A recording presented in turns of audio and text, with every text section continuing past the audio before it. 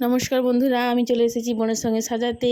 আমি আমার বোন দুজনে মিলে এসেছি। আমরা হেরিয়ায় এসেছি সাজাতে। আজকে অনেক দূর রাস্তা, আর ব্রাইড এখনও আসেনি, তাই জন্য আমার বোন টিকটক করে ফেললো একটা।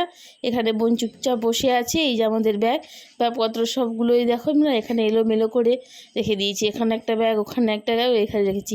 দেখো মায়ের মূর্তি, দুর্গা মায়ের মূর্তি খুব সুন্দর লাগছে।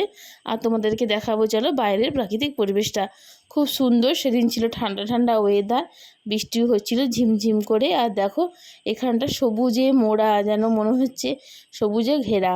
মিষ্টি দিয়েছিল, মিষ্টি খাওয়া হয়নি। দেখো খুব সুন্দর ডেকোরেশন করেছে, আমার তো খুবই ভালো লাগছে ডেকোরেশনটা, বেশ ভালো লাগছে। তারই মধ্যে চলে এলো ব্রাইডকে সাজাতে বোন বসে গেছে জিনিসপত্রগুলো নিয়ে। আর ব্রাইডের চুল মাথা শুরু করে দিয়েছে, ব্রাইডের মুখের মেকআপটা হয়ে গেছে।